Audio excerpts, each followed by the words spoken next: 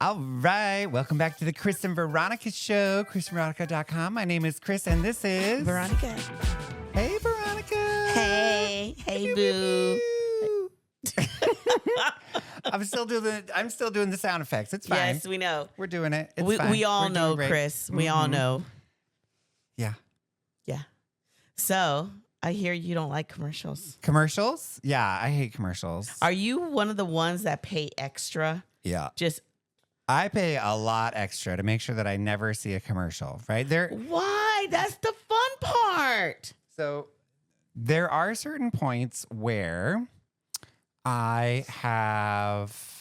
I worked in advertising for a very long time.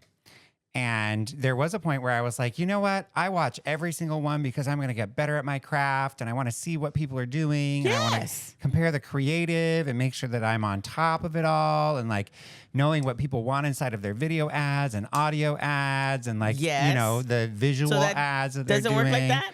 So when you have literally hundreds of thousands of ads come across your desk like every day, I don't need that anymore. Right? Like there are certain things where I will dive back into it every once in a while, like every couple months. Yes, I will go in, but I'm looking at ad campaigns that have done very well and doing that as part of research rather than actually like watching those ads. And there's this other side too, where when you think about like the airwaves were given to the public as a use, right? And that idea of it, I was like, yes, we are allowed to use the airwaves. Thank you, I guess. And the idea that it's available for free, and so people should be watching ads in order to like fulfill that contract. Like that could be a thing. I feel like people, feel a certain way about that.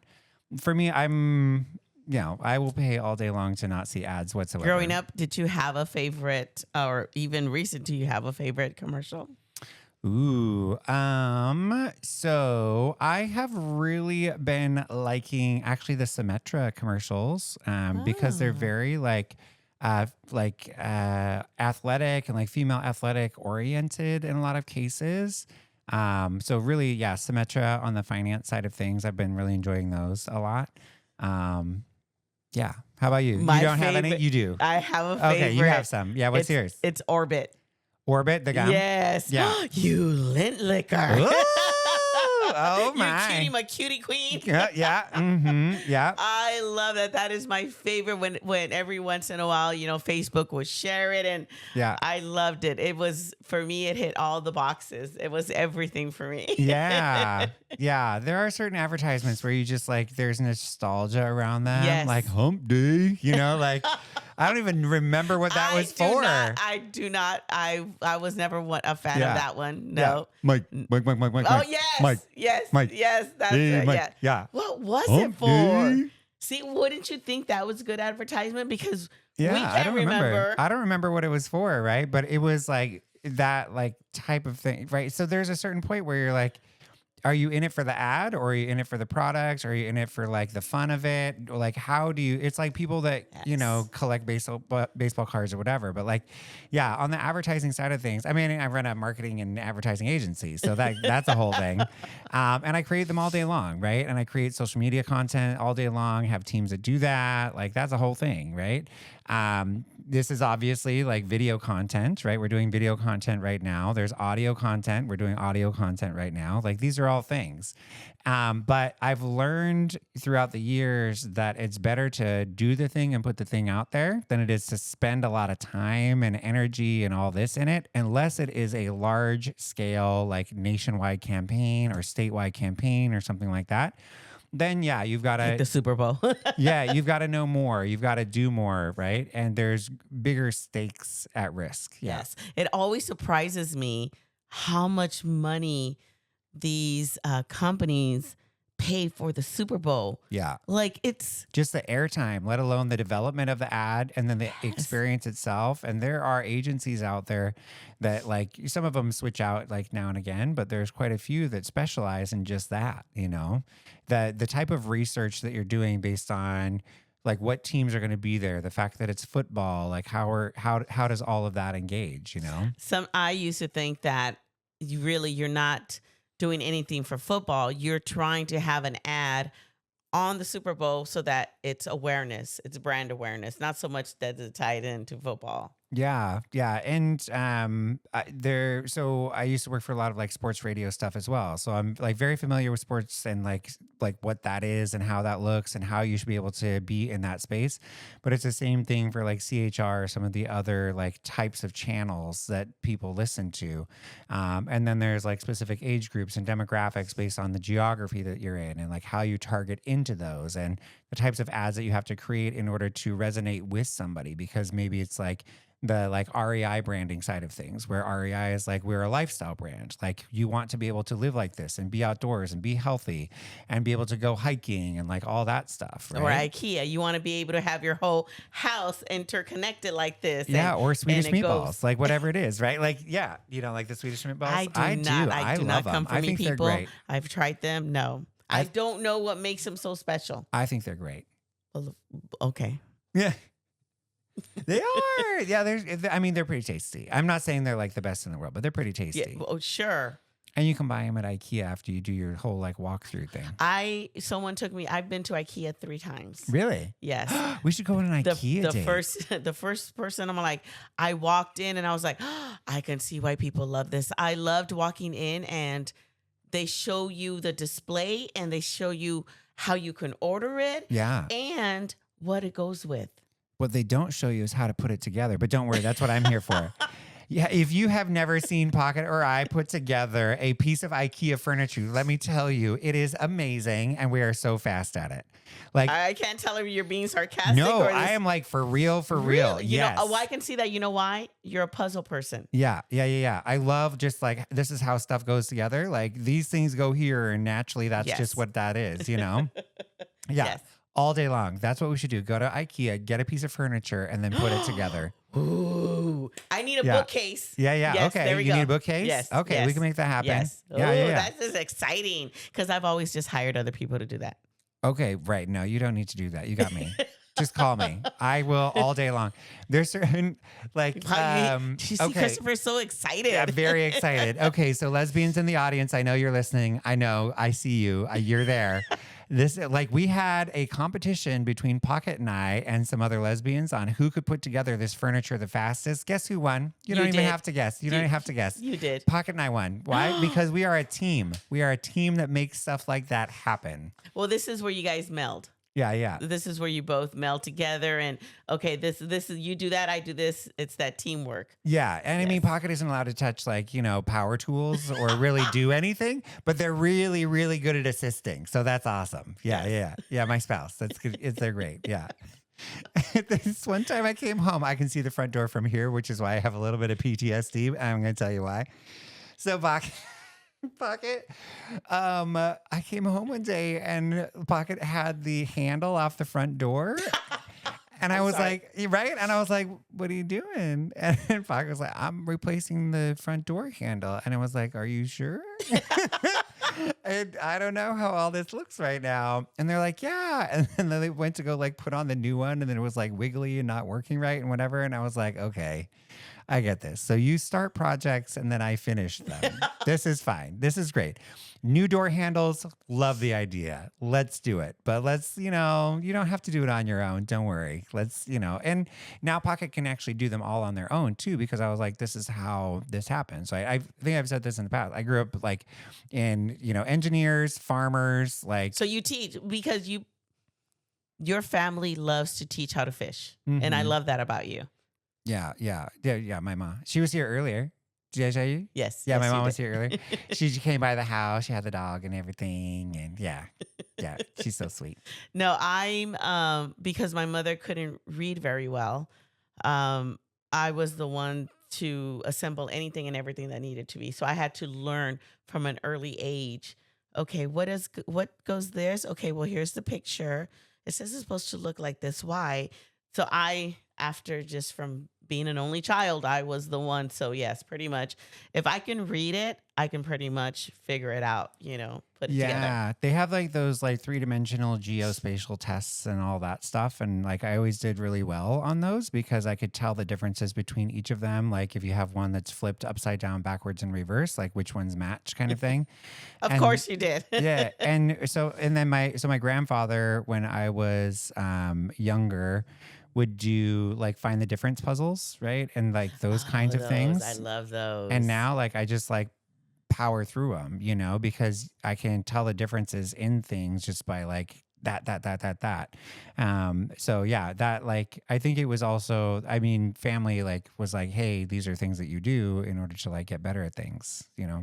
Did you ever take I remember when I was in school, you took a personality test and everything. They'll tell you what you should be doing Oh, for like the military exams and stuff? Yes, Yeah, yes. yeah. So, when I took all those, they always said that that I should be a mechanic, right? This is back before like computers and stuff, like is when I was taking mine. Oh. And so they said you should be a mechanic. And then I took one later on after computers came out, and they were like, computers and technology, taking it apart, putting it back together, because my geospatial awareness of how things go, because even when I think about topics, they like float around, right? And they are geospatial in my mind, right? So those types of things, I can see them come together for specific things, which is why when I'm having a conversation with somebody, a lot of times I'm thinking actually about how it relates to a lot of other things. And then something will usually click, right? And like, this is like mind mapping or whatever. So if you're mind mapping people, but as like in that sense, I'm a manifesting generator where I can not only like bring it to life, but also like create the generation for that to happen. So those types of things are really fun to do, and engage with people. And that's why in business, it's like so much fun too. Like I really enjoy it because it gives me a huge sense of satisfaction to know that this thing is coming together to be able to happen. Different pieces. People are your different pieces. Yeah. Mine was advertising and marketing. Yeah. Yeah, that was it. And I thought, man, I think I really would have been really great at that if I would have pursued that. And then I saw the show Mad Men. Mad Men, yeah. Yes, I was Mhm. like, oh my God, that could have been me. Yeah, John Hamm and all those folks. Yeah, Yes. yeah. It seemed like I watched some of that show. I feel like I went through a season, maybe 2 seasons or something like that. I did not watch it all the way through, but I think I picked up a couple episodes like later on down the line. But I did enjoy that show overall.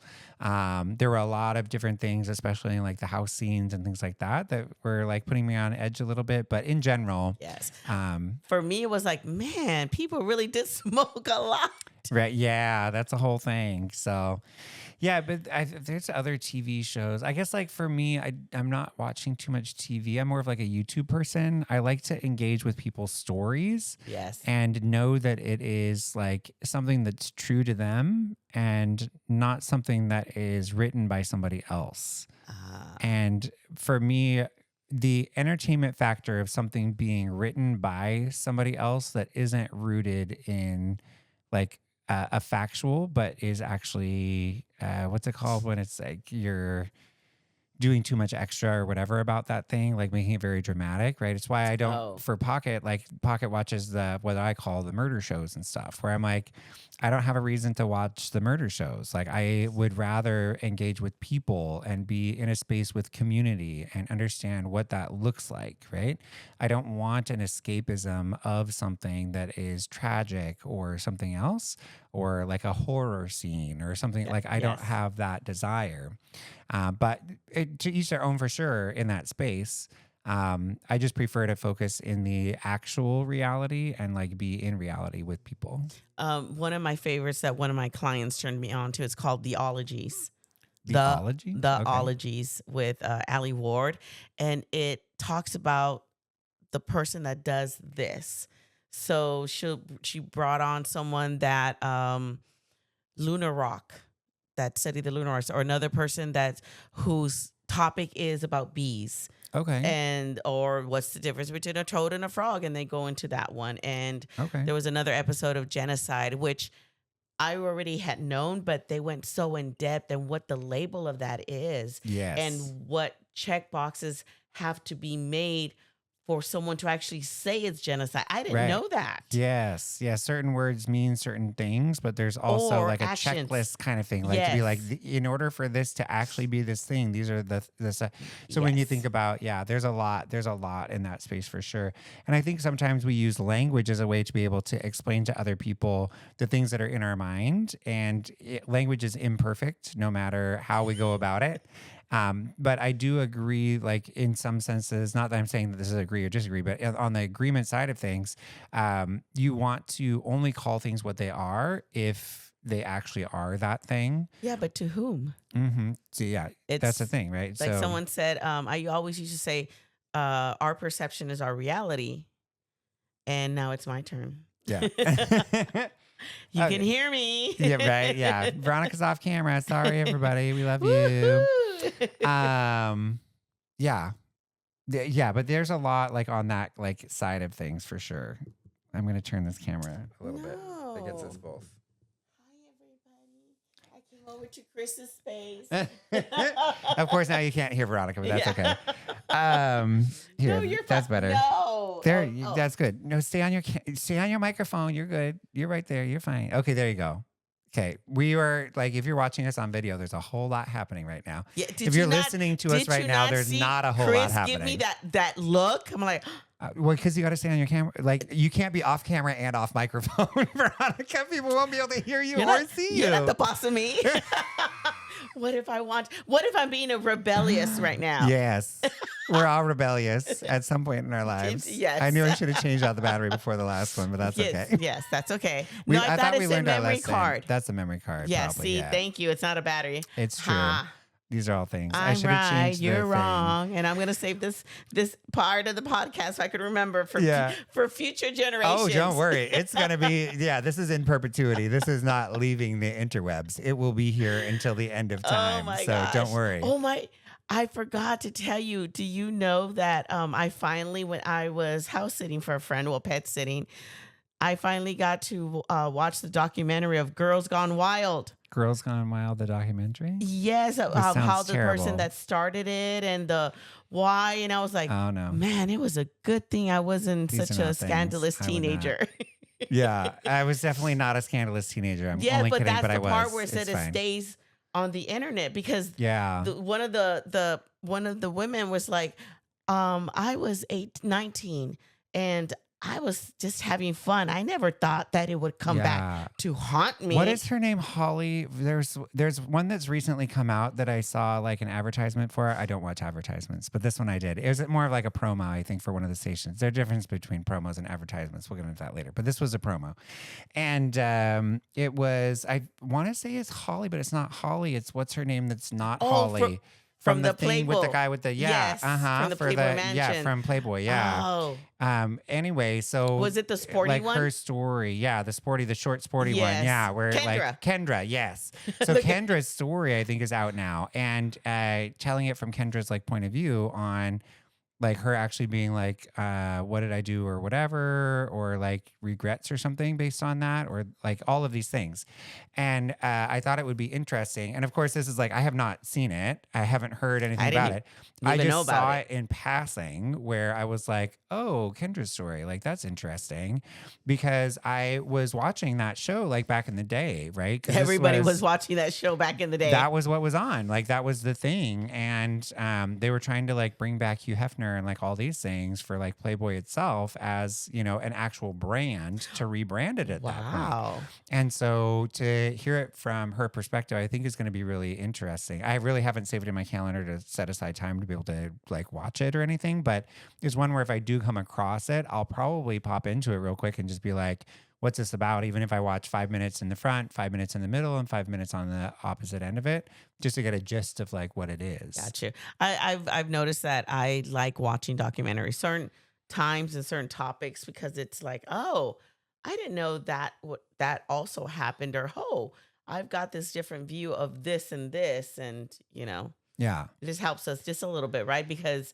anything can be made to be twisted around. I think it's also interesting to know how you would have dealt with things knowing who you are now and kind of looking back, this like retrospective kind of thing. The thing that I don't like is revisionist history, right? Like I didn't feel that way in that moment. Yes, you did.